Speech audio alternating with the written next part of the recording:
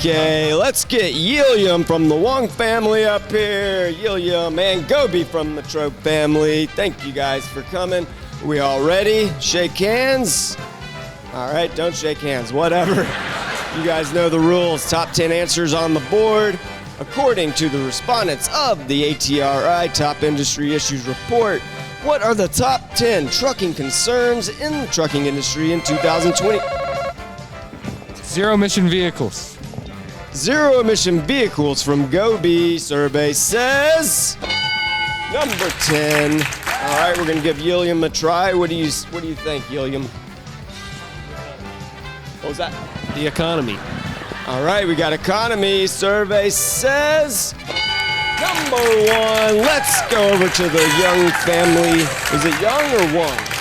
Wong, I'm sorry. All right, let's do this. So you should know a lot of these because we've talked about every single one of them in some way over the past year or two. According to Gobi and Yilliam, you already know economy and zero emissions vehicles are on the board, but we also have truck parking, fuel prices, driver shortage, driver compensation, lawsuit abuse reform, driver distractions, driver retention, and delays at customer facilities.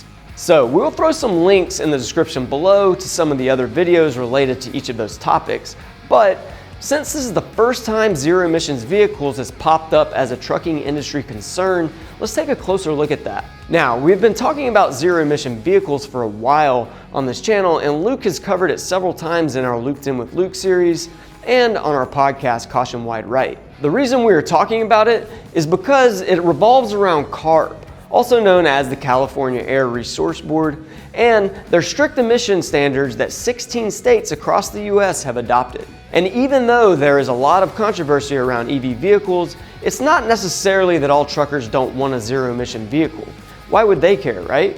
What trucking industry professionals really want is a realistic timeline to achieve incorporating EVs into their fleets.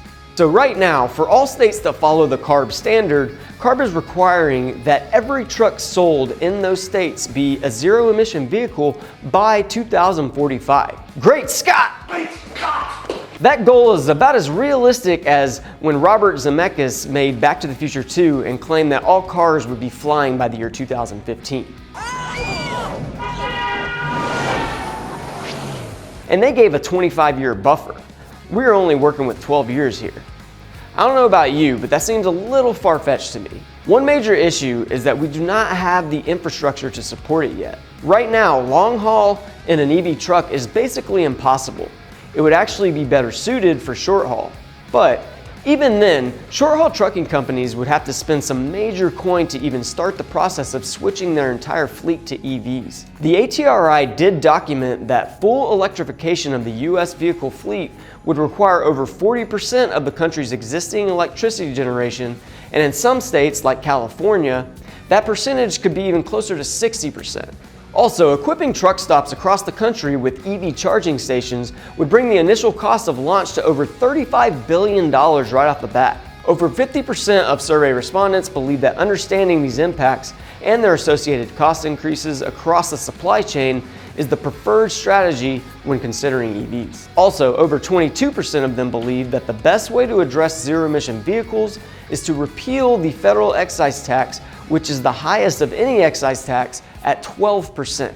If you combine this with the CARB requirements, it will cost even more to buy these California compliant trucks with extended warranties that some companies don't even want or need.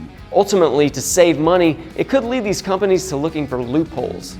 For example, if a company had a hub in a neighboring state that is not regulated by CARB, they could purchase their new vehicles in that state instead.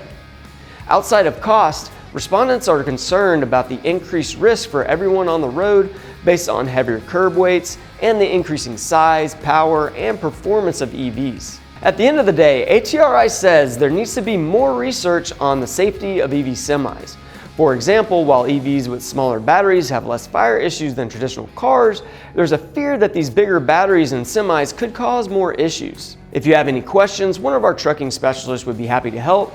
You can just fill out the form below or call us at 888-260-9448.